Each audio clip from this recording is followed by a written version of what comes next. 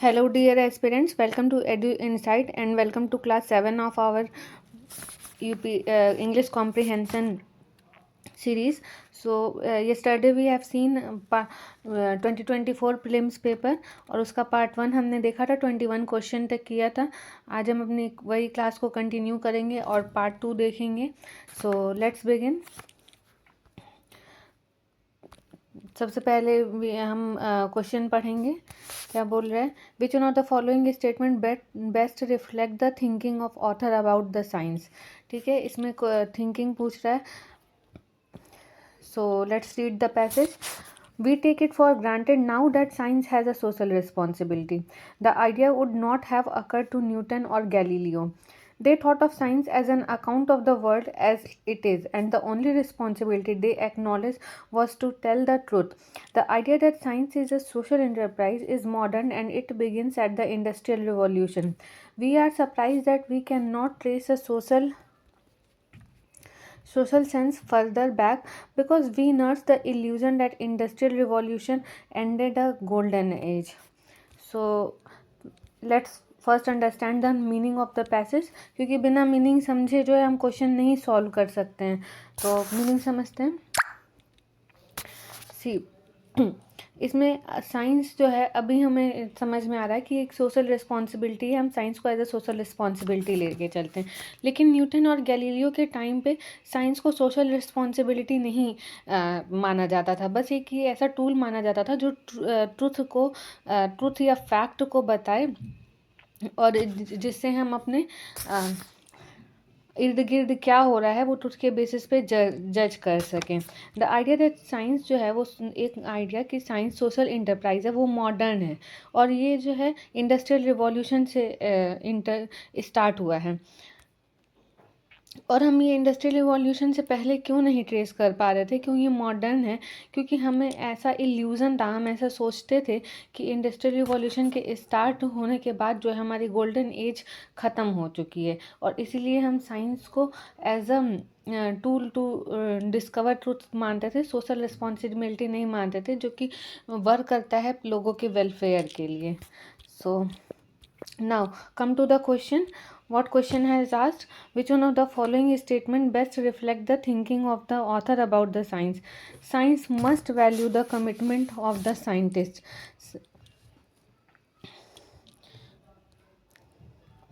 See statement 1. Science must value the commitment of the scientist. तो इस passage में already science value कर रहा है कमिटमेंट, साइंटिस्ट की कमिटमेंट की, न्यूटन और गैलीलियो की. तो ये इसका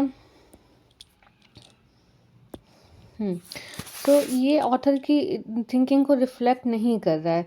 सो स्टेटमेंट 1 आपका ऑप्शन ए रॉन्ग हो जाएगा. Now science is a product of civilise society and must be used for the promotion of scientific awareness in the people. We already know कि science जो है सिविलाइज सोसाइटी का product है और उसके पहले भी साइंस यूज़ होता था. तो ये ऑलरेडी यहाँ पे यूज़ हो भी रहा है साइंटिफिक अवेयरनेस के लिए और सोशल. बट यहाँ पे मेन जो थीम है ना पैसेज का, वो समझो. पैसेज का थीम क्या है कि साइंस जो है एक ट्रूथ तो है बट उसको एज अ सोशल वेलफेयर भी देखना है हमें. तो वो हमें ऑप्शन में वो चाहिए जो कि वही ऑथर की थिंकिंग को करेक्टली रिफ्लेक्ट करेगा. So come to the option C. Industrial revolution was made by the advancement in the science. Wrong है, ये भी नहीं रिफ्लेक्ट करता ऑथर की थिंकिंग को. Now come to option 4. Science must pursue the truth but be responsible for social welfare. Now this is the true reflection of thinking of author. See, science must pursue the truth but be responsible for social welfare.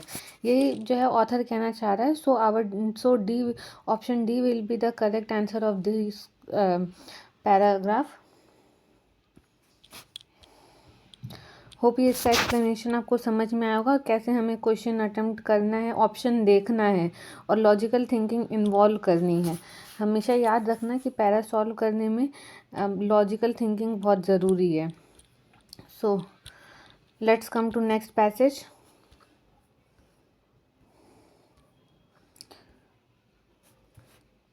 First of all we will read the question, क्योंकि question से मैं आपको बताया कि question अगर mind में लेकर के पैसेज पढ़ोगे तो आपको मीनिंग ज़्यादा अच्छे से समझ में आएगी और क्वेश्चन सॉल्व करने में हेल्पफुल होगा.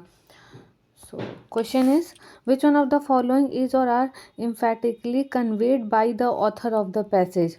ऑथर क्या कहना चाह रहा है. और भी क्वेश्चन है इस पैसेज का. ओके, इसमें 2 क्वेश्चन है और इस सेकंड क्वेश्चन है, based on the above passage the following assumption have been made. So let's read the passage now. The history of science is the real history of mankind. In this striking epigram, a 19th century writer links science with its background. Like most epigram, its power lies in emphasizing by contrast an aspect of truth which may be easily overlooked. In this case, it is easy to overlook the relation between science and mankind and to treat the former as some abstract third party, which can sometimes be praised and its beneficial influence, but frequently and conveniently mankind cannot be divorced from time to time at man's convenience. Yet we have seen that in spite of countless opportunities of improvement, the opening year of present day period of civilization have been dominated by the international conflict. Is this the inevitable result of the progress of science, or does the fault lie elsewhere? So meaning देखते हैं passage का. The history of science is the real history of Mankind. यहाँ पे science की history और Mankind की history को link किया गया है और ये एक एपिग्राम है जो 19th सेंचुरी के राइटर ने लिखा है. और जैसे ज़्यादातर एपिग्राम्स में होता है कि ये क्या एम्फेसाइज कर रहा है, एक कॉन्ट्रास्ट एम्फेसाइज कर रहा है. ठीक है, इसमें हम जो है साइंस और मैनकाइंड की हिस्ट्री के बीच में रिलेशन को ओवरलुक कर रहे हैं, क्योंकि इसमें बोल रहा है कि मैनकाइंड की हिस्ट्री जो है वो साइंस की हिस्ट्री के साथ ही शुरू हो रही है. But this is not true. कुछ केसेस में साइंस को जो एब्स्ट्रैक्ट एक थर्ड पार्टी के लिए देखा जाता है. जैसे कभी कभी उसे उसके बेनिफिशियल इन्फ्लुएंस के लिए प्रेस किया जाता है, साइंस हमारे बहुत हेल्प में है. बट अक्सर जो है जो वॉर्स हुए थे ना हमारे हिस्ट्री में, वर्ल्ड वॉर 2 एंड उसके पहले के वॉर्स, वो साइंस के एडवांसमेंट की वजह से हुए थे. तो मोस्टली जो है फ्रिक्वेंटली साइंस को ब्लेम किया जाता है for orders of war. But science और मैनकाइंड जो है उसको हम अलग अलग नहीं देख सकते हैं अपने कन्वीनियंस के हिसाब से. ठीक है, बट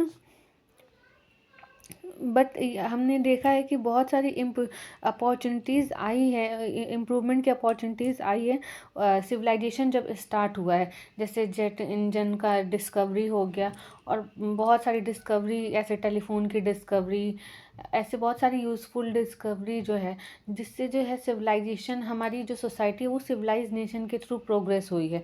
बट मैक्सिमम टाइम क्या है कि हम किससे लिंक करते हैं इस अपॉर्चुनिटी को, ये लिंक करते हैं कि जब हमारी सिविलाइजेशन स्टार्ट हुई उससे ही हमारा इंटरनेशनल कन्फ्लिक्ट बढ़ा. बट क्या जो है, is this the inevitable result of progress of science और does the fault lie elsewhere? क्या ये इसका इनएविटेबल मतलब ना टाला जा सकने वाला प्रोग्रेस है, या फिर गलती कहीं और पे छुपी हुई है और जो हमें समझ नहीं आ रहा है या हम उसको डिराइव नहीं कर पा रहे हैं. ठीक है, तो ये पैसेज का मीनिंग है. So come to the question now. Which one of the following is or are emphatically conveyed by the author of the passage? Without science, man could not have continued to exist till today. This is absolutely wrong.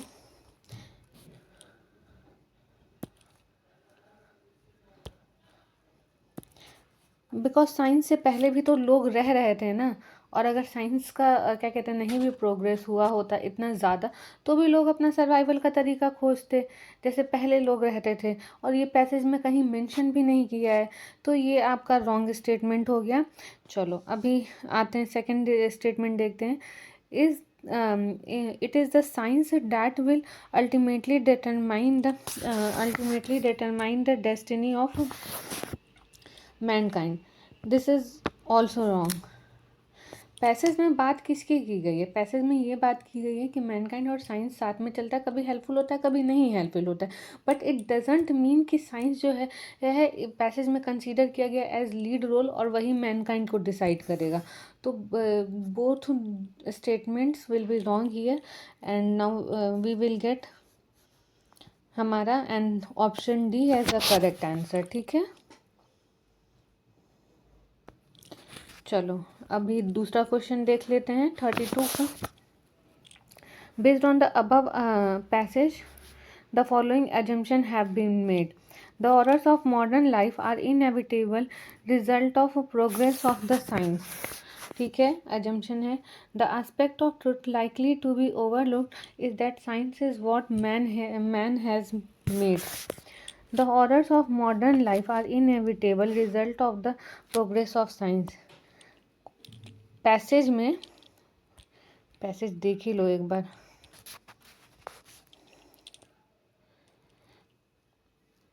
हाँ, सी passage में क्या दिया हुआ है कि जो science horrors of war जो है ना वो हिस्ट्री के बारे में बात किया गया है, जिसको इनएविटेबली कंसीडर किया जाता है, साइंस उसके लिए रिस्पॉन्सिबल है, ना कि मॉडर्न लाइफ के लिए। यहाँ पे क्या दिया, the orders of modern life. ठीक है, तो ये अजम्पशन नहीं होगा। ठीक है, पैसेज में क्या दिया है और स्टेटमेंट में क्या दिया है, देखो पैसेज में पास्ट की बात की है और स्टेटमेंट में फ्यूचर प्रेजेंट की बात की है, तो दोनों में कहीं भी कनेक्शन नहीं और ये अजम्पशन नहीं बनता है, तो स्टेटमेंट 1 आपका रॉन्ग हो गया। अभी देखो स्टेटमेंट 2 पे आ जाओ। The aspect of truth likely to be overlooked is that science what man has made it.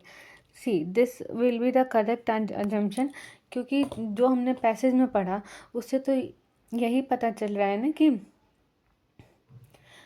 जो साइंस एक्चुअली मैन के लिए जो बना है ना उसको ओवरलुक किया जा रहा है। यहाँ पे जनरली साइंस को निगेटिव सेंस में लिया जा रहा है, तो ऑप्शन बी जो है स्टेटमेंट 2 करेक्ट अजम्पशन होगा एंड ऑप्शन बी इसका राइट आंसर होगा। ठीक है, चलो नेक्स्ट पैसेज पे आते हैं। सबसे पहले रिवर्स रीडिंग करेंगे, हम क्वेश्चन पढ़ेंगे।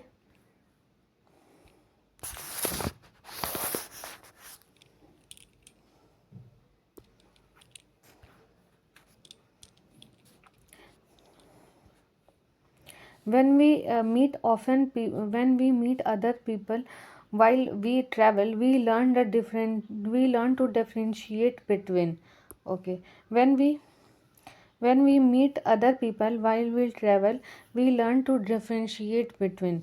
या पैसेज के बेस्ड पे क्वेश्चन पूछा है, तो पैसेज पढ़ते हैं अभी हम। Only with the long experience and opening of his wares on many a beach where his language is not spoken will the merchant come to know the worth of what he carries and what is parochial and what is universal in his choice. Such delicate goods such as justice, love and honor, courtesy, and indeed all the things we care for are valid elsewhere, but they are variously molded and often differently handled, and sometimes nearly unrecognizable. If you meet them in a foreign land, and the art of learning fundamental common values is perhaps the greatest gain of travel to those who wish to live at ease among their fellows. So, uh, let's first understand the meaning. तो सी किसी भी merchant, यहाँ पे ये merchant को common people से relate किया गया है कि मर्चेंट जो है जब वो अपने लॉन्ग एक्सपीरियंस है और बहुत सारी बीचेस घूमने के बाद भी और ऐसी जगह पे जहाँ पे इवन उसकी लैंग्वेज भी नहीं बोली जाती है, मर्चेंट इस बात का क्या रियलाइज़ कर पाता है कि वो क्या कैरी कर रहा है, मतलब यहाँ कैरी सामान के तौर पे नहीं है बट उसकी वैल्यूज़ क्या है। ठीक है, एंड वो क्या देखता है एक लोकल या पैरोकियल नज़रिए से, पैरोकियल मतलब शॉर्ट नज़र से, या फिर एक यूनिवर्सल प्रिंसिपल जो कि सबके पास है, यूनिवर्सल गुड जो कि सबके पास है। ठीक है, और ऐसे गुड्स क्या हैं, जैसे जस्टिस हो गया, लव, ऑनर, कर्टेसी, और हर चीज़ जिसकी हम परवाह करते हैं वो हर जगह होता है, बट वहाँ पे अलग अलग इन्वायरमेंट के हिसाब से वो मोल्ड हुआ होता है और अलग लोग उसको अलग तरीके से हैंडल करते हैं। कभी कभी तो उसको पहचान भी नहीं मिलती है। बट हाँ, जब आप फॉरेन लैंड पे जाओगे और ये सारे वैल्यूज़ देखोगे ना, तब आपको समझ में आएगा कि ये फंडामेंटल जो कॉमन वैल्यूज़, इनकी इम्पोर्टेंस क्या है। और ट्रैवल करने का जो ग्रेटेस्ट गेन है वो यही वैल्यूज़ है। और ये आपको उन लोगों के साथ रहने में ईज़ी करा देगा, आपको डिफ़िकल्टी नहीं होगी अगर आप इन वैल्यूज़ को समझ जाते हो तो। ठीक है, तो ये पैसेज का मतलब हुआ। So when we meet, now see question, when we meet other people while we travel, we learn to differentiate between imagination and understanding.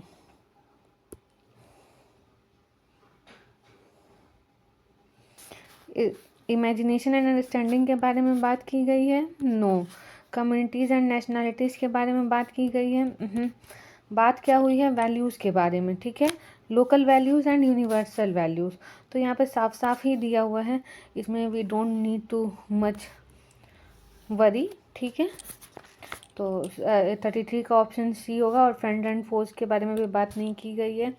सो हम स्ट्रेट फॉरवर्ड बिना विदाउट स्ट्रेस जो है 33 का ऑप्शन आ गया हमारा C, local values and universal values. So we will now move to next passage. Okay, उसमें that passage has 2 questions. Next question was, which with reference to the above passage the following assumption have been made. Travel leads to an understanding of humans.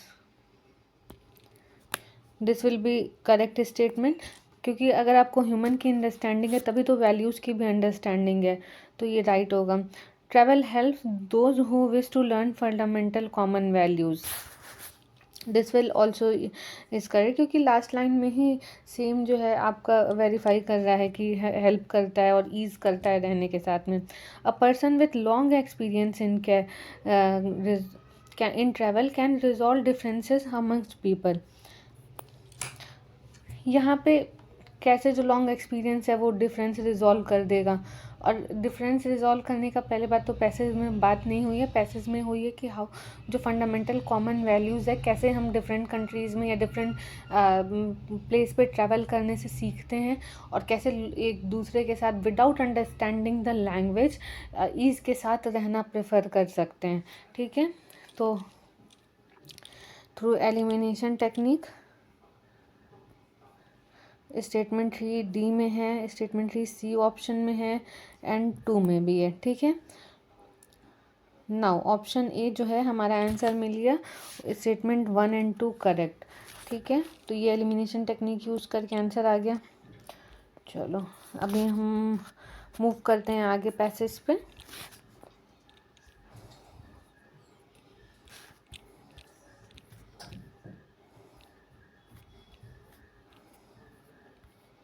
Again, this passage has 2 questions.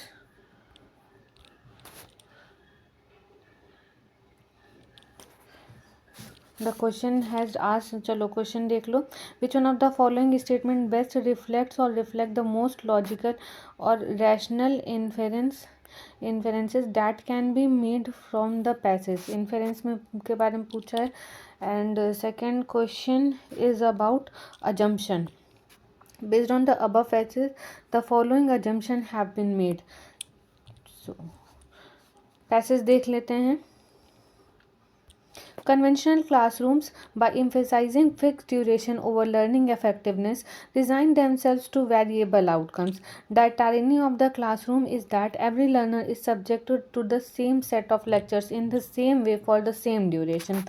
In the end, a few learners shine, some survive, and the rest are left behind. After the fixed duration, the classroom model moves on with not a thought spared for those left behind. This is how we end up with 10% employability in our graduates after a decade and half of a formal education. Repeating the same ineffectual script in the realm of skill education will not produce the different result. So passage का meaning देखते हैं, क्योंकि मैं आपको बार बार बताती रहती हूँ जैसे कि मीनिंग समझने, जब तक आप मीनिंग नहीं समझोगे ना आप क्वेश्चन नहीं सॉल्व कर पाओगे। तो मीनिंग देखते हैं पहले। सी, कन्वेंशनल क्लासरूम क्या होता है? कन्वेंशनल क्लासरूम ऐसे जहाँ पे फिक्स पीरियड या फिक्स ड्यूरेशन ऑफ टाइम जो है जहाँ पे पढ़ाई होती है। ठीक है, तो कन्वेंशनल क्लासरूम में फोकस किस पे होता है? फिक्स ड्यूरेशन पे होता है, लर्निंग इफेक्टिवनेस पे नहीं होता है। इसके वजह से क्या होता है, जो आउटकम्स आते हैं ना वो अलग अलग आते हैं। फिर इस क्लासरूम में हर लर्नर को जो है सेम सेट ऑफ लेक्चर मिलेगा, सेम तरह पढ़ाया जाएगा और सेम ड्यूरेशन में पढ़ाया जाएगा। तो एंड में क्या आपका आउटकम निकलता है कि कुछ लर्नर्स जो है जो ईज़िली सीख जाते हैं वो तो शाइन करते हैं, कुछ जो है कैसे जैसे तैसे पास हो जाते हैं और कुछ फेल हो जाते हैं जो कि पीछे छूट जाते हैं। तो अब फिर इसी मॉडल के हिसाब से जो पास हो जाते हैं या शाइन करते हैं वो आगे क्लास में जाते हैं, लेकिन उनके लिए कोई भी थॉट नहीं होता है, जो पीछे रह जाते हैं उनको फिर से वही क्लास रिपीटेशन करनी पड़ती है, या उनके लिए कुछ अलग से क्लासेस नहीं चलती हैं कि उनको भी उनके नॉलेज के हिसाब से जो है उनको लर्निंग दी जाए। ठीक है, तो वो जो पीछे रह जाते हैं और इसका रिज़ल्ट क्या होता है कि हमें जो है अपने स्किल सेक्टर में सिर्फ 10% एम्प्लॉयबिलिटी ही मिल पाती है, जो हमारे ग्रेजुएट्स होते हैं फॉर्मल एजुकेशन में, सॉरी स्किल सेक्टर में नहीं, फॉर्मल एजुकेशन में 10% ही एम्प्लॉयबिलिटी मिल पाती है। बट एक्चुअल में अगर हम यही सेट ऑफ लर्निंग जो है स्किल एजुकेशन में भी अगर डालें ना, तो यही मॉडल जो है ये भी वही सेम मेजर इफेक्ट देगा कि बस 10% ही एम्प्लॉयबिलिटी होगी, बाकी सब पीछे ही रह जाएंगे। तो ये कोई डिफरेंट रिजल्ट नहीं प्रोड्यूस करेगा।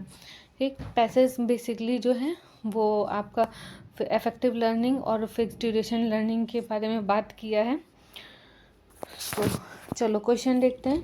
41 क्वेश्चन क्या है? इन conventional classroom learning the central goal is duration of learning rather than attainment of the competency.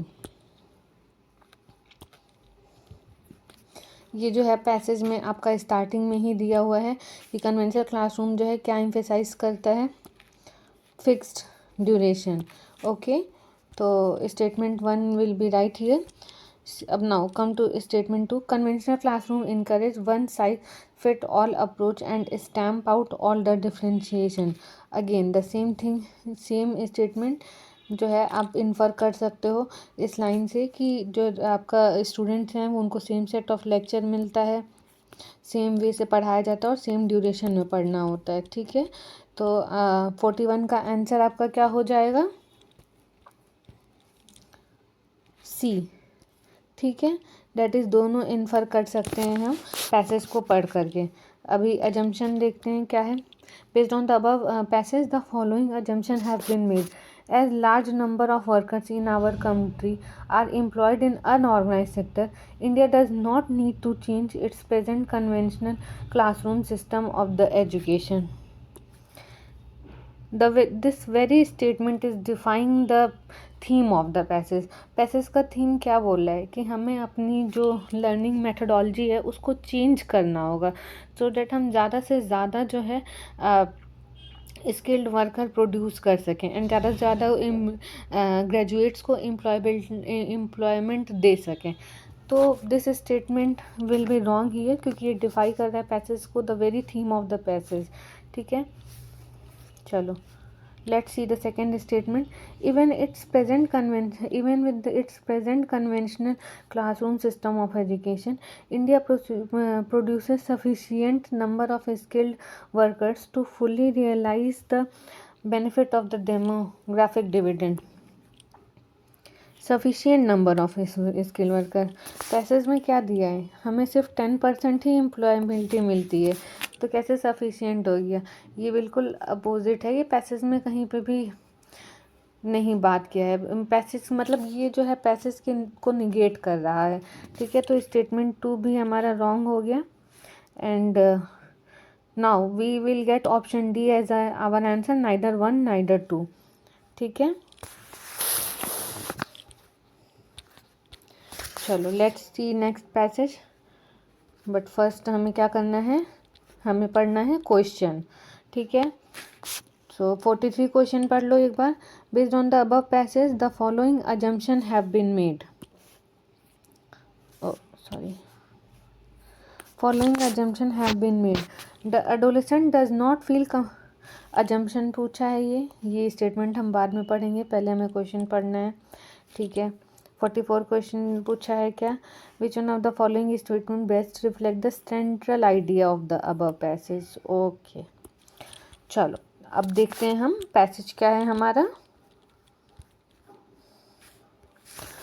When a child reaches adolescence, there is apt to be conflict between the parents and the child, since the latter consider himself to be now quite capable of managing his own affair, while the former are filled with parental solicitude, which is often disguised for love of power. Parents consider usually that the various moral problems which arise in adolescence are peculiarly their province. The options they express, however, are so dogmatic that young seldom confide in them and usually go their own way. चलो सबसे पहले हम passage का meaning समझते हैं।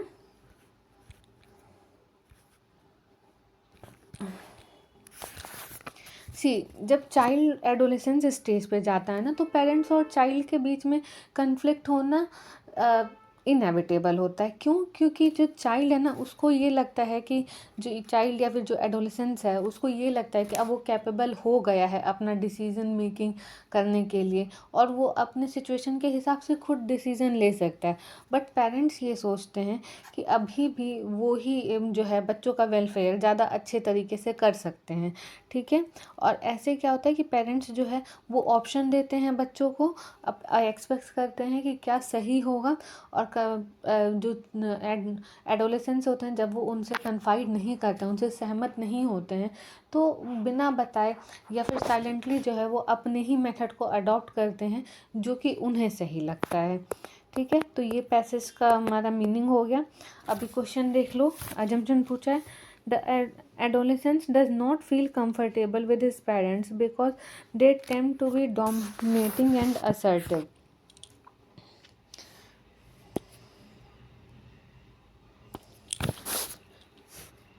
ये right assumption है, क्योंकि कंफर्टेबल क्यों नहीं फील करते, क्योंकि वो डोमिनेट करते हैं ना, अपने ऑप्शंस बताते हैं, अपने सॉल्यूशंस होते हैं, तो एडोलेसेंट्स कंफर्टेबल नहीं फील करते हैं, और वो कुछ काम जो ऐसे है जो उनकी सहमति के बिना चुपके से करते हैं।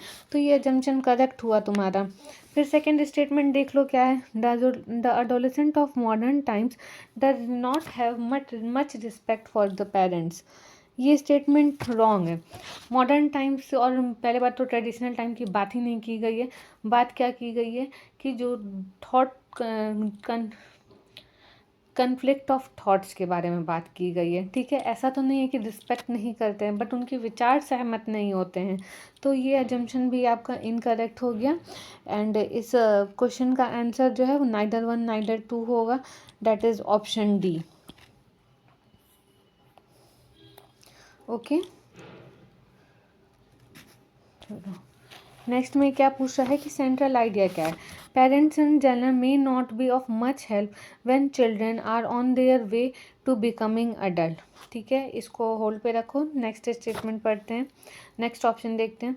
When children reach adolescence involvement of parents in their lifes is unnecessary.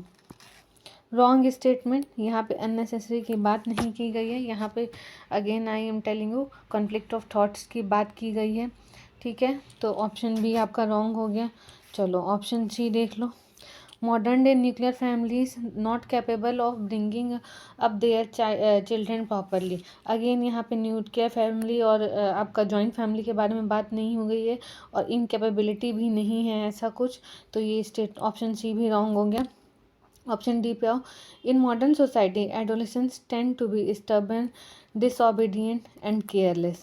ऐसा कुछ भी पैसेज में नहीं दिया है, बस क्या है यहाँ पे डिफरेंसेस हैं थॉट्स के, और अपने तरह से वो प्रॉब्लम सॉल्व करना चाहते हैं, ठीक है। तो ऑप्शन डी भी इनकरेक्ट हो गया। बचा हमारे पास क्या, ऑप्शन ए। ठीक है।